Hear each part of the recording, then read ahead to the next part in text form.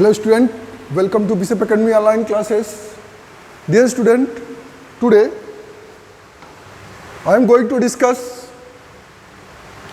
the accumulated treatment of reserve and accumulated profits or losses at the time of admission of a partner.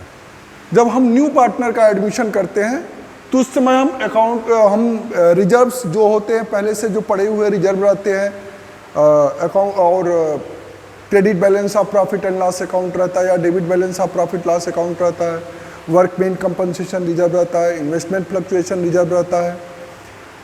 तो इन सब जो हमारे accumulated profit या reserves हैं या लॉसेस हैं उनका हम कैसे अकाउंटिंग ट्रीटमेंट करते हैं।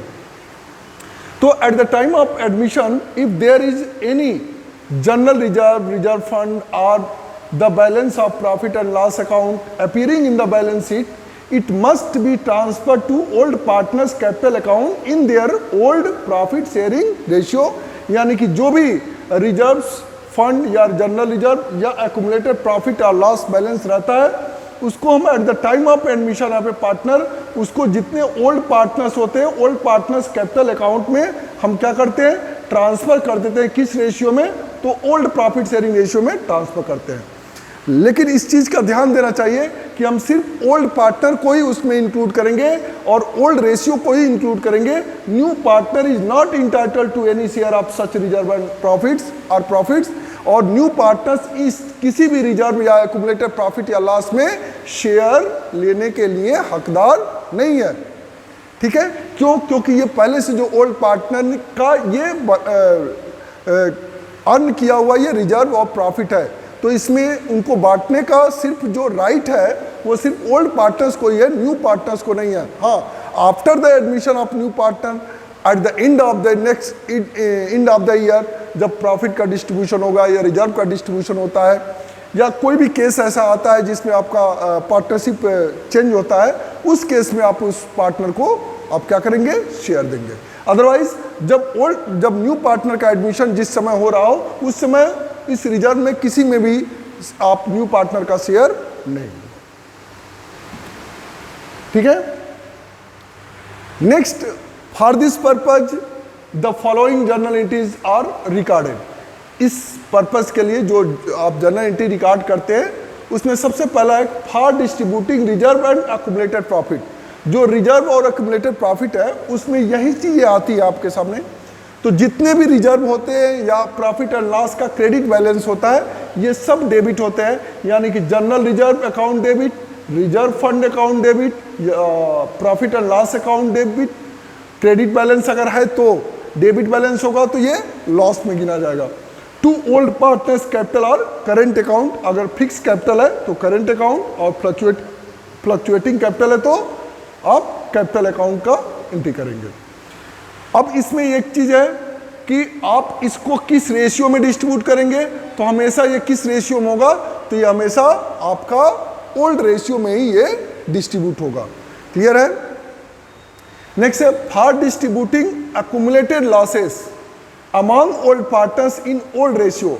ऐसे ही जब आप क्या करते हैं, एक्यूमुलेटेड लॉसेस को आप डिस्ट्रीब्यूट करते हैं किस रेशियो में, ओल्ड रेशियो में डिस्ट्रीब्यूट करेंगे।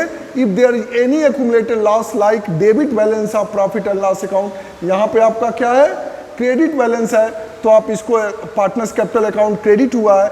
यहाँ पे जब आपका क्या है, debit balance of profit loss account है या एडवर्टाइजमेंट सस्पेंस अकाउंट है या डिफर्ड रेवेन्यू एक्सपेंडिचर है, ये सब लॉसेस के कैटेगरी में होते हैं और इनको हमेशा पार्टनर्स कैपिटल में डेबिट करते हैं। किस रेशियो में? तो ओल्ड रेशियो में, but only old partners, not included in new partner.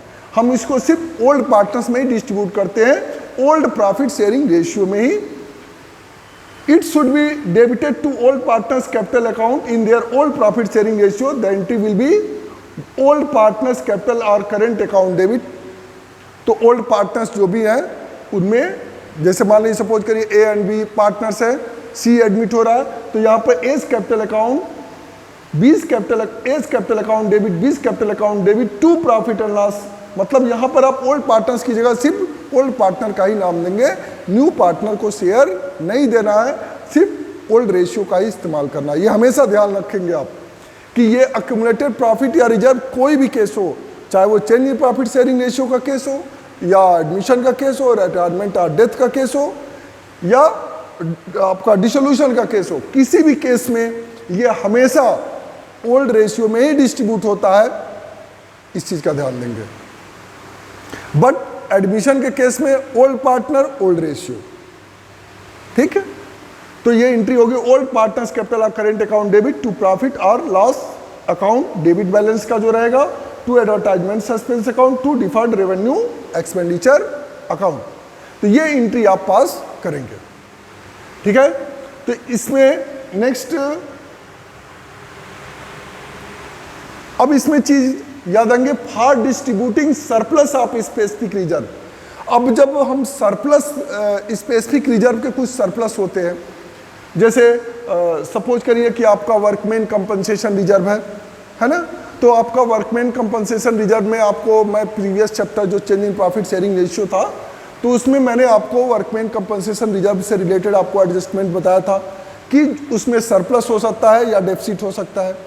तो अगर डेफिसिट होता है तो आप रिवैल्यूएशन अकाउंट में डेबिट करेंगे, सरप्लस होता है तो आप पार्टनर्स कैपिटल अकाउंट में डिस्ट्रीब्यूट करेंगे।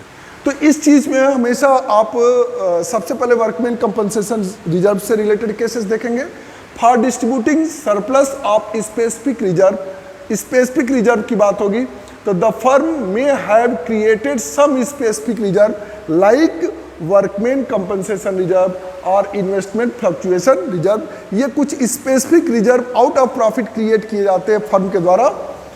तो उस फर्म, वो जो ये जो रिजर्व क्रिएट किए जाते हैं, ये किसी स्पेसिफिक एक्टिविटीज के लिए करते हैं, किसी स्पेसिफिक आइटम्स के लिए करते हैं। जैसे सपोज करिए हम वर्कमैन कंपनसेशन रिजर्व की बात करें तो हम workman compensation reserve out of profit create करते हैं किसके, वर्कमैन यानी कि इंप्लॉइज या वर्कर्स को कंपनसेशन पेड करने के लिए। यानी कि ये जो रिजर्व क्रिएट होता है, अगर इस पर क्लेम है तो क्लेम अगर होता है तो उस क्लेम को पेड करते हैं किससे, वर्कमैन कंपनसेशन रिजर्व से। अब उसमें यह देखा जाता है कि वर्कमैन कंपनसेशन रिजर्व में आपका क्या, वर्कमैन कंपनसेशन रिजर्व का अमाउंट कितना है और उस पर क्लेम कितना है।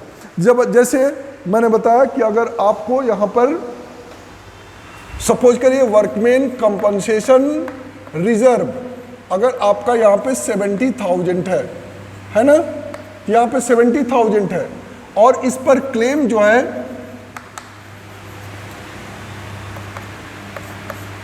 कोई क्लेम नहीं है।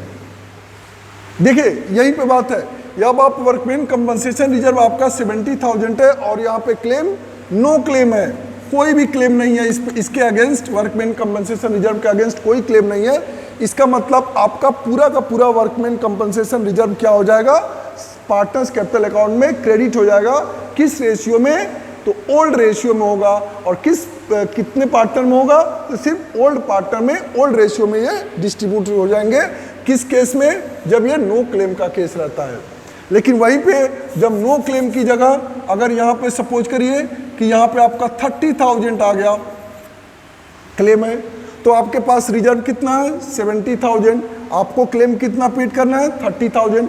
तो जो रीमेन बैलेंस होगा, इनका डिफरेंस जो रीमेन बैलेंस हो रहा है वो है 40,000।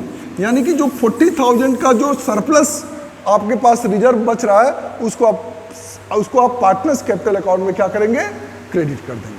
तो इस तरह का जो इन्वेस्टमेंट फ्लक्चुएशन रिजर्व या वर्कमैन कंपनसेशन रिजर्व से रिलेटेड आपके अकाउंटिंग ट्रीटमेंट किए जाते हैं।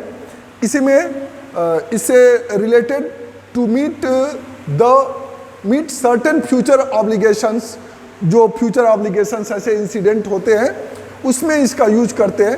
At the time of admission of a new partner such reserve में be in excess of actual obligations. Such excess reserve will be transferred to capital account of old partners in old ratio.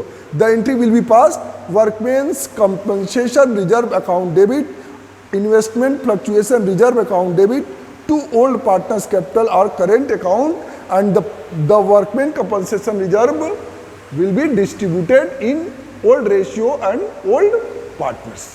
Clear? ये चीजें आपके इसमें आती है। ठीक है, thank you, have a nice day. If you have any confusion then you may ask questions on Google Classroom और WhatsApp group.